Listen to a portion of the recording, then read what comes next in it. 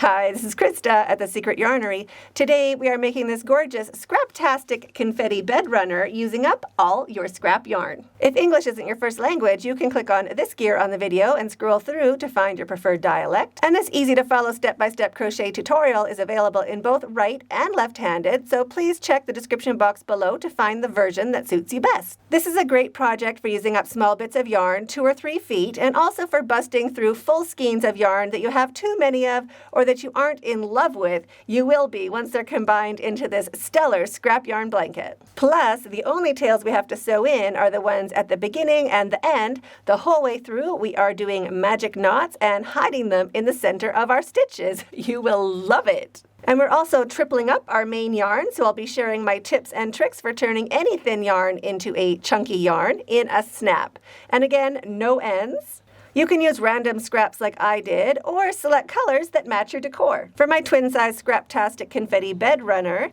I used 250 grams of 4-weight worsted acrylic scraps, plus 10 full skeins of extra yarn I had laying around.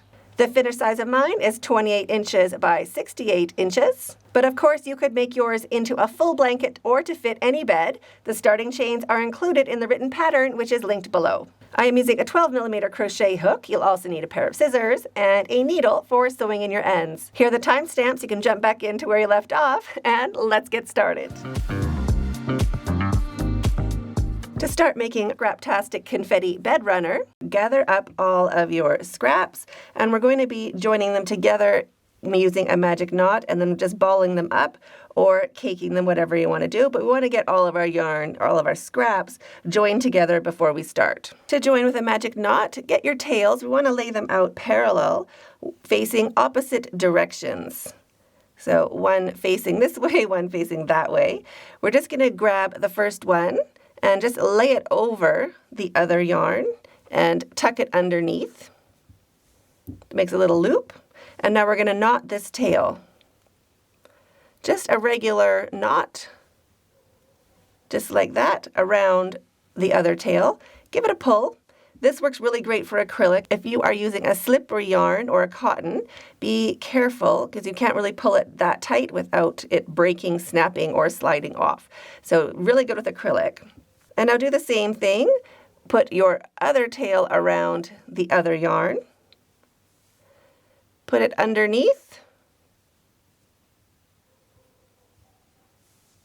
and make a knot. Just a regular single knot. Just like that. Tighten it.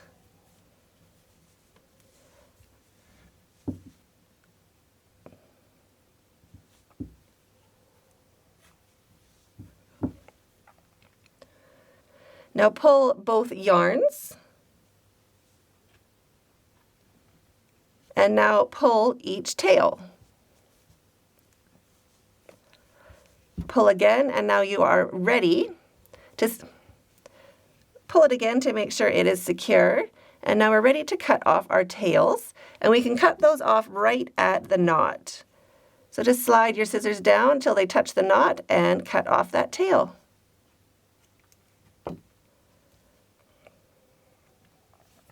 Pull it again to make sure it's nice and strong.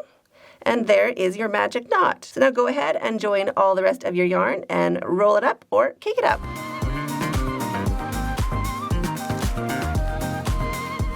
So to triple up our main yarn, just lay your tail out right here. And we want to be making an S shape. Like that. So an S shape. And also grab your scrap yarn and lay that beside. Just like that. So we have our 4 strands. Now pinch those tails, and we're going to be doing a slip knot with all of 4 strands. So however you do a slip knot, just do the same thing with all 4 strands. So our tails are our tails, and our working yarn is our working yarn. But we also have this little loop. So with the loop, we're going to put our fingers through just so we can pinch. Grab your main yarn, the same color, or your main yarn from your ball of yarn, and pull a loop through a bigger loop. So a big loop through the small loop. and pop all that onto your hook. Make sure you have 4 strands. We do have to keep track of our strands for this pattern. Shrink that down, and now we're ready to start our Scraptastic Confetti bed runner. So we're doing any multiple of 4. So you can go ahead and just chain sets of 4. If you want yours to be the exact size of mine, I chained 136. So sets of 4. 1, 2, 3, 4. You can pause the video and get your chain done. 1, 2, 3, 4. Just like that. So pause the video, keep working along, doing sets of 4 or chaining 136, and I will meet you back when your chain is done. If you want to follow along with the written pattern, all of my patterns are available on my website, secretyarnery.com, and you don't have to worry about being able to read a pattern. All of my patterns are written in plain English, just like I was sitting there right beside you. And as you are working along, whenever you get to a small loop, when you've used up your extra, just poke your fingers in, grab that same yarn, and make a bigger loop.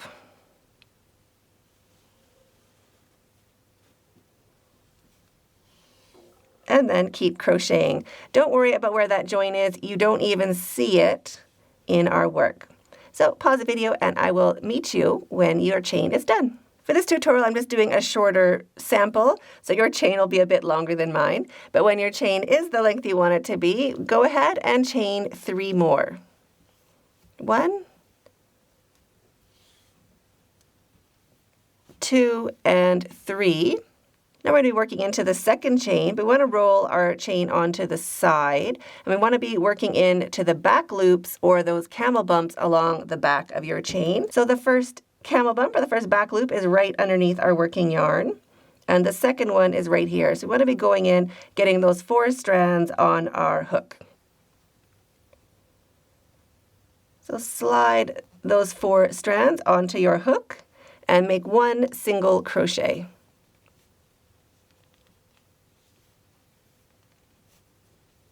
And into the next chain, the next back loops right here, we are also going to be doing 1 single crochet. So just slide those back loops onto your hook and 1 single crochet.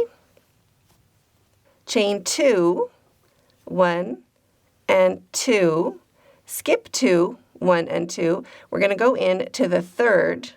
Remember, we're working into our back loops. So 1, 2, working into the third right there, 1 single crochet.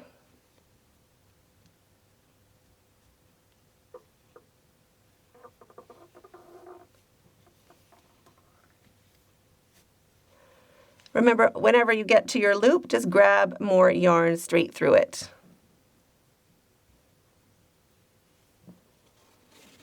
Now into the next stitch, 1 single crochet.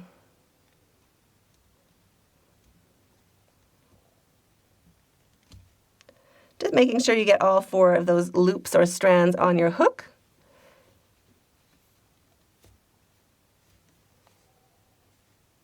Chain 2, 1 and 2, skipping 2, 1 and 2, and into the third, 1 single crochet,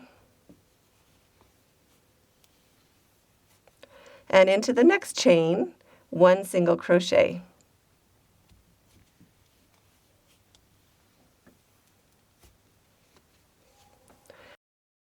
So we're just doing these little spaces all the way along. So chain 2, skip 2, skipping the 2, going into the third. We're going to do 1 single crochet into 2 chains. So everything for this row is 2s.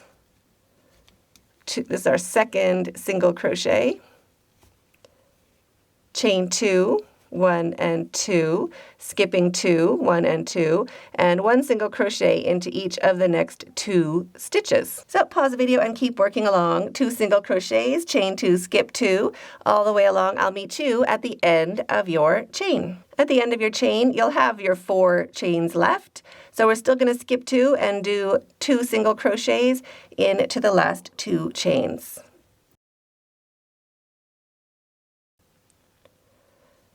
So into the second last chain, 1 single crochet, and into the last chain. It's a bit fiddly, 1 single crochet. So that finishes row 1. Now to start row 2, we're going to start with a chain 3. 1, 2, 3, and turn your work. Our chain counts as our first stitch, so now we're going to work right into the second stitch, which is right here, and we're going to make 1 double crochet.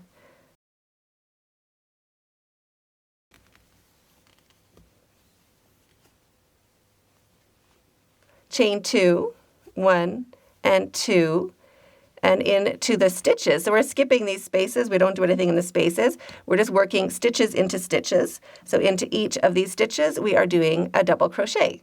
So 1 double crochet into each. There is 1. And remember, whenever you get back to your loop, just grab more yarn and pull it through. And then 1 double crochet into the next stitch. So we're just doing pairs. There are 2 double crochets, chain 2, 1 and 2, and going straight over to our stitches. So 1 double crochet into the first stitch, and 1 double crochet into the second stitch.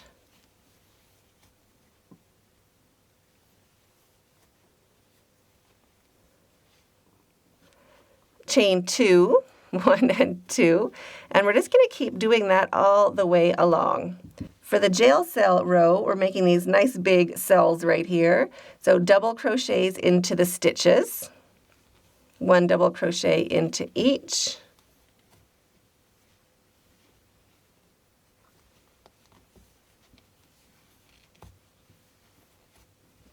chaining 2, 1 and 2, and skipping straight over to your next stitches.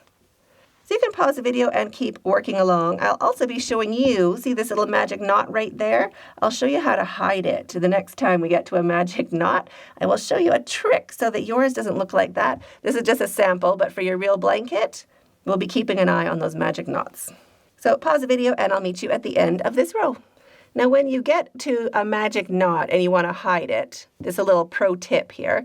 You can pull it before you start that stitch. You can get ready to start it. I guess before you pull that last bit through, go ahead and pull just that strand. You want some tension on the scrap yarn strand. So pull that one tighter than the rest as you're crocheting it. And it sits right inside all of that scrap yarn, so we can't see it anymore. So you just give it a little pull, keep it a bit snug, and it hides that yarn, that knot, straight inside the stitch. So that's how you can hide all of your magic knots inside your stitches. Just give some tension, pull that scrap yarn as you're doing that stitch, as you're working around that magic knot, and it'll hide straight inside the stitch. At the end of our row, we have our stitch and this lump on the side. The lump on the side, see that guy here? That is the last stitch of the row. So we're going to double crochet where we think we should into that first stitch. And also into this guy here on the hill. That is our last stitch. So we're always ending and we're always starting and ending with 2. So make sure you end with 2 double crochets.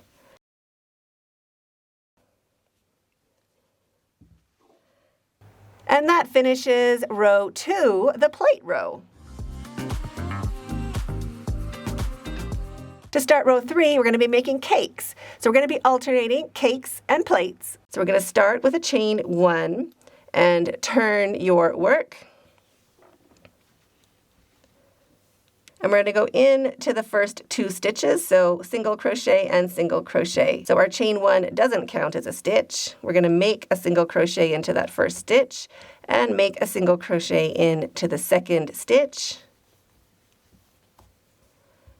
Just like that. Chaining 2, 1 and 2, and skipping over to our first real stitches, right there, 1 single crochet into each. So the bigger you make your bed runner, the easier it is because you can see where you're going. We're always working into stitches. We're making little columns right on top of each other, stacking. So chain 2, 1 and 2, and into the stitches, 1 single crochet into each. 1 and 2. Chaining 2, 1 and 2, and 1 single crochet into each stitch. So we're skipping over those chain spaces. The spaces we don't do anything, but the stitches get stitches. Just like that. So you can pause the video, keep working along, doing a chain 2 and 2 single crochets into the stitch all the way along, and I'll meet you when we get to the end of your row. At the end of your row, we have our 2 stitches left. Well, 1 is a chain, and the chain counts for double crochets. The chain counts as your last stitch. So 1 single crochet into the last stitch, and 1 single crochet into your chain, always ending with 2. Starting and ending with 2s. And that finishes the cakes row. Now to make your Scraptastic Confetti bed runner the size you want it to be, you're just going to keep going, alternating making a cake row and a plate row and a cake row and a plate row, all the way along until you have finished up all your scrap yarn, or your bed runner is the size you want it to be. Plus, you always want to be ending on a plate row. So pause the video and I will meet you when you've used up all your scrap yarn or your bed runner is the height you want it to be. When your bed runner is the height you want it to be, or you've used up your scrap yarn, chain 1. We're just going to finish off like normal. So we want to secure our yarn with that chain 1, and then cut your yarn, all of those tails, pull your hook up and your yarn through, and snug that down to secure. And now sew in these tails. If you have a loop right there like I do, just cut that loop because we want to sew those in individually. So there's 4 tails we have to sew in at the end, and also we're going to do the same thing at the beginning. We're going to cut that loop, our starting loop, and sew in all 4 of these tails. And now you're finished. So I hope you liked this tutorial as much as I did. I'm waiting for you in that video right there, and stay hooked.